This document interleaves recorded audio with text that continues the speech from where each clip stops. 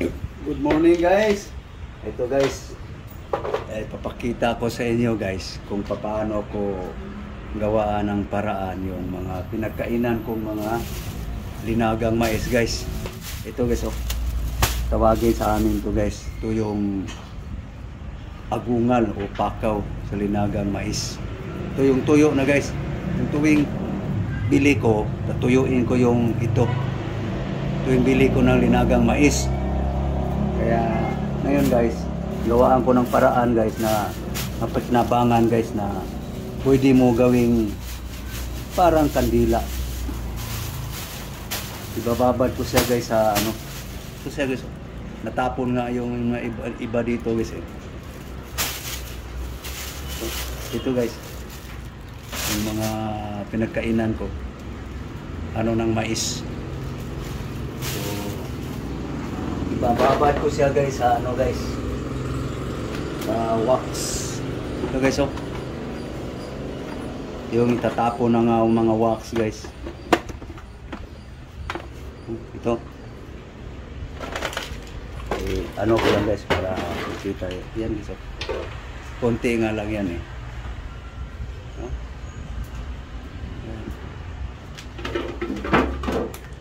So anuhan ko lang guys kung baka mayroong mga dumikit na mga yung mga custom, mga dental stone ba. Ito yung mga ano guys, mga correction bayad guys sa mga trabaho namin guys. Sayang guys eh, itatapon eh. So, isang gamitan lang to guys. Guide sa kagat ng pasyente. So, initin ko lang itong lata guys. Napain-in kasi ako sa kanin guys eh. Kaya iinitin ko lang doon sa uling. Okay, so napain-in kasi ako sa kanin eh. Kaya lalagay ko lang dito. Mamaya-maya guys, papalit ko sa sala ko dito pag maluto yung kanin. Ito yung kanin. Naininan pa eh. Kaya linisin ko lang yung wax guys. Guys, ito mayroong mga nakasiksik na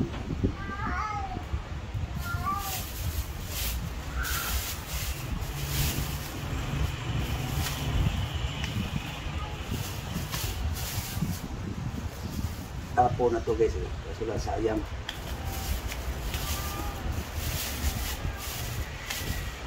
Ito, sayang na rin. Pinabangan pa rin. Parang kandila pa. Pang ilaw lang kung halimbawa mag-run out.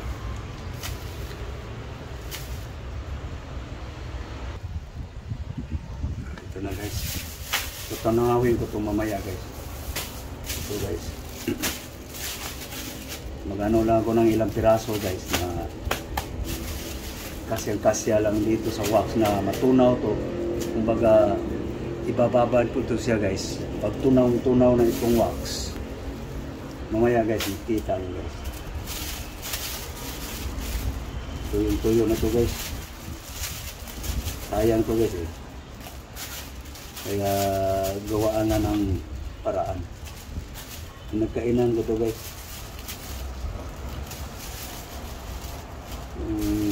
Mayroong violet na mais.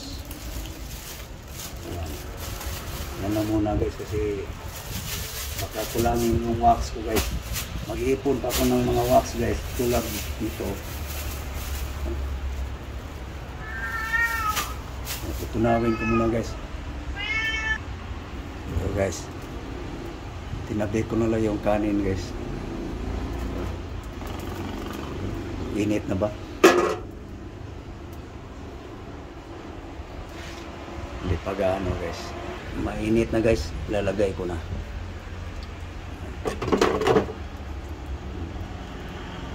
Maya guys, matunaw yan. Papagdan ko lang guys sana guys. Para sip siya ng gusto guys na tunaw na wax.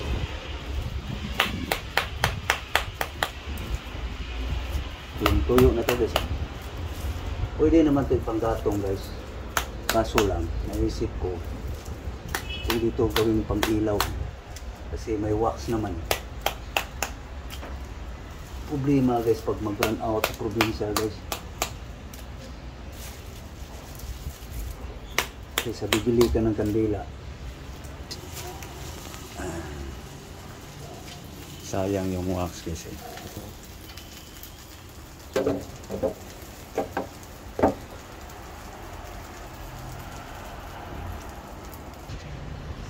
So yan na guys, oh. Ang aking binabad sa wax guys, ng mga ano ng mais guys, no? So ito na yun siya guys. No? Ito na siya. Nakasip-sip na to ng tunaw ng wax guys. Ito siya. So susubukan natin sindihan guys, no? So ito guys, oh. So yan na guys, no? Lumiliab na siya guys. So pwede na siya pang ilaw guys, no? So, kita nyo na guys, no? So kuha pa tayo ng iba guys para kasabihin yung loko-loko lang to. Pinagkainan ko to guys sa mais guys, mga linagang mais. Ayan guys, oh. So sisi nakababad sa tubig, di abagay, no? So kukuha tayo ng nakababas guys. No? So kukuha tayo dito guys para makita nyo ito. Tunong-tunaw pa yung wax.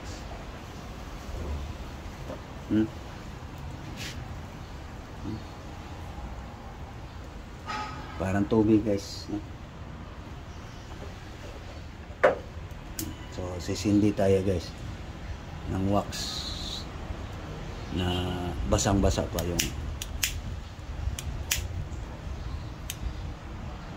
yan, no? So kung sino mang gagaya, huwag nyo palang galing dito sa tunaw ng wax, huwag nyo ibababad sa tubig kasi aagaw yung tubig, sisiksik doon sa mga yung mga butas-butas. Ito basang-basa pa nga guys, oh. Nagtutulo pa yung tumutulog pa yung wax. So yan guys. So kuha tayo ulit guys ng medyo malamig na guys. Ito, no? Malamig na guys. Sindihan natin.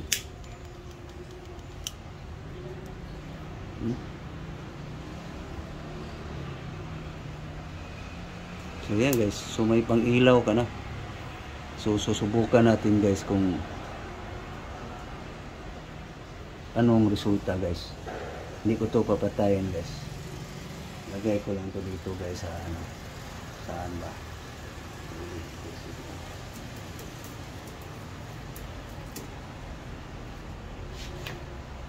So yan guys, oh. Yung ano ng mais guys.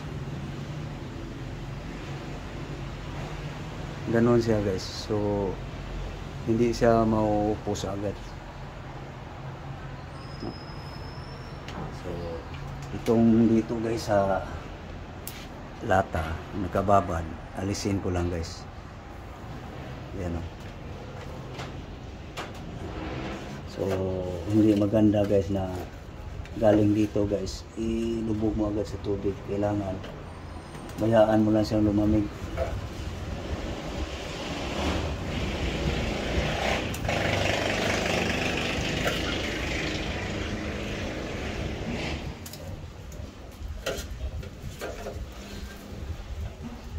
So pwede na pang ilaw guys, pang sulo.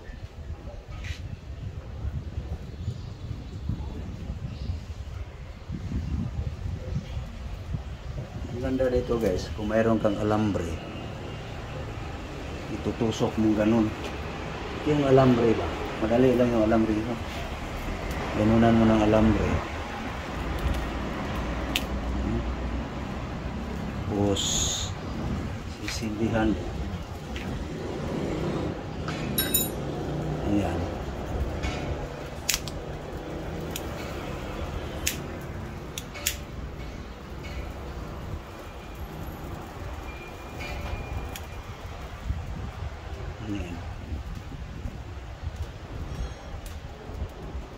Tapos alambre to.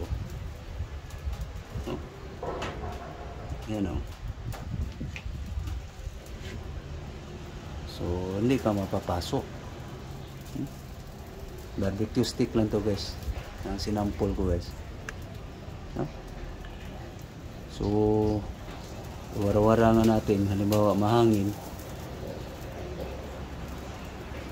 Yan. So, pwede mong ituwad para mas gusto mong mas maliab. Yan. Ayan. May pang ilaw na guys. Sa madilim. No? Oh, ano. Gusto mong mas maraming liab kasi tinusok mo naman ng alambre. Ayan. So, hindi siya maupos agad. Pang solo guys. So napakinabangan din yung mga wax na tatapo na sana.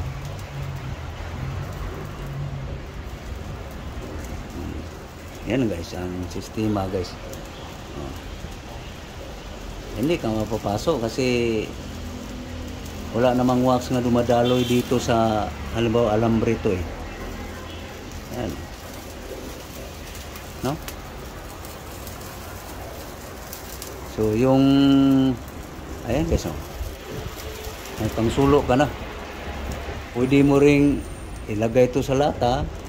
Pwede mo na ring mag-init ka ng tubig. Lagay mo sa kuri. Yung pag ganunin mo ba? Tatalian mo man. Ganun. Ilang piraso.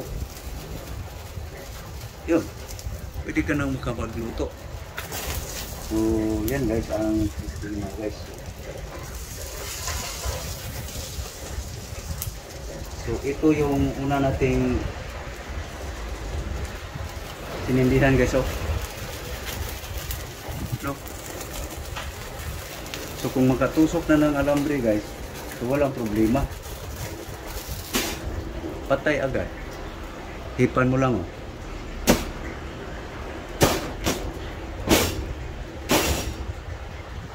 Ayan. So, kung sindihan mo uli, no? Diya pa rin. Kasi nandoon pa yung wax eh. Kaya mas maganda, mababad siya ng matagal guys. No? Mababad siya ng matagal dito sa wax. Halimbawa, ito guys ay parang uling na. Ito yung una, oh.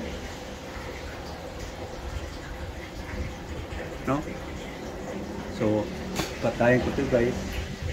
So, ito naman sindihan na nga natin kung liliap pa. No?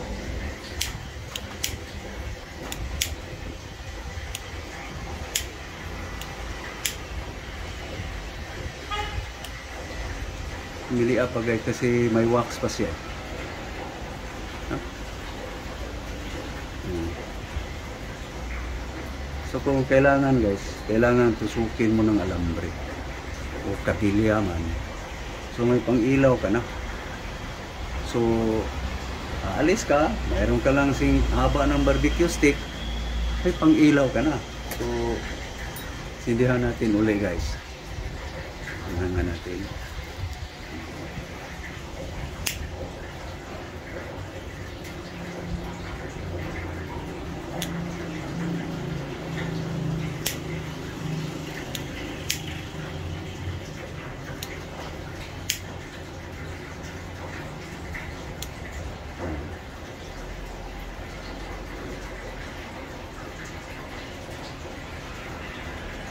So ngayon, kung halimbawa ay nasa bahay lang, kumbaga nababad mo siya ng saglit lang dito sa tunaw na wax, no? Tunaw na wax. So kasi nasa ibabaw lang yung wax.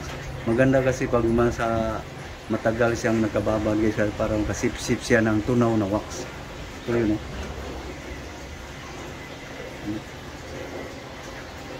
So halimbawa, ubos na guys, tunawin mo yung wax mo uli, sausaw mo. Yan.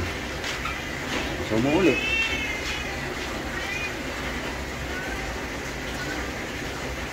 Sinasawsaw mo ulit sa wax ngayon. Ayan, oh. Tumutulo guys, parang tubig, no? So nakasip-sip na naman siya ng wax. So sindihan nga natin ulit kung anong resulta.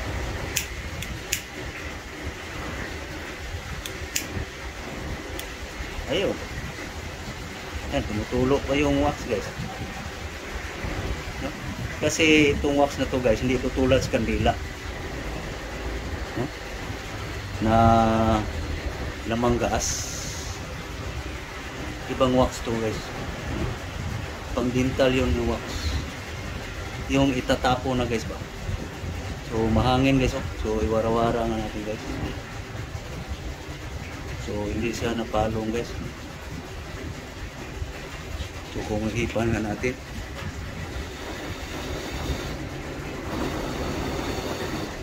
tulo pa yung wax eh, no? Kasi tunaw pa yung wax na sinipsip niya,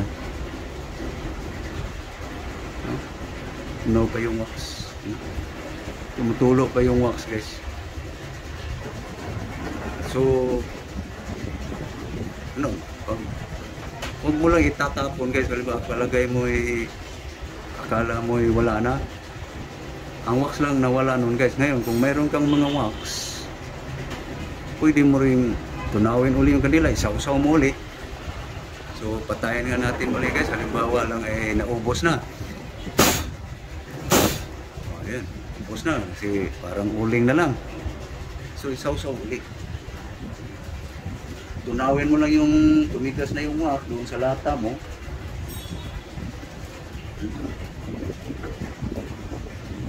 Wax yan guys, ha? Wax yan, oh.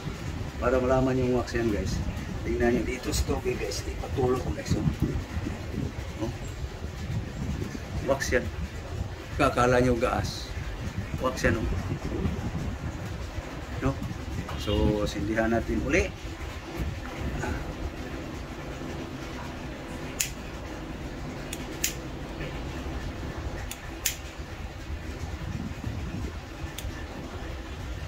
Ayan guys, umiaw na naman. So hindi mo itatapon agad, so hindi siya magasto guys. So may pang ilaw na tayo.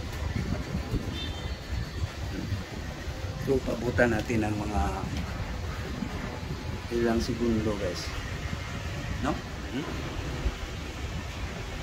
Pag ganun yung papunta roon yung hangin, eh. Pag ganun yung hangin guys, eh.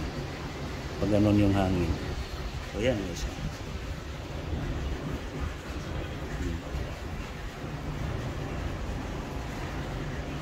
Isalungat mo sa hangin, papasok ka. Kaya huwag mo isalungat.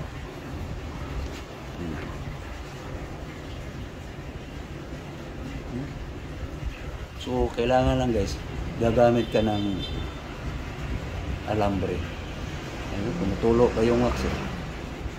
Kasi ano pa yung wax, eh. Yung tuyo na guys, hindi yan tutulo.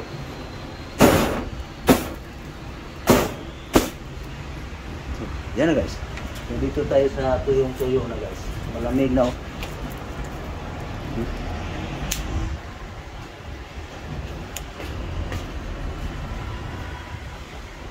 Hangin.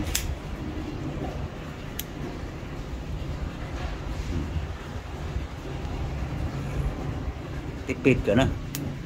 Hindi ka na bibili ng kandila. Lagay mo lang sa anong lata. Tayuin mo siya, lata ng sardinas. Hindi na. Ganun mo. Lagay mo sa lata ng sardinas. May ilaw ka na. So yan na guys. So thank you guys sa iyong panunood na tungkol sa itatapo ng pinagkainan ng dinaga ng mais, saka yung wax na itatapo na sana.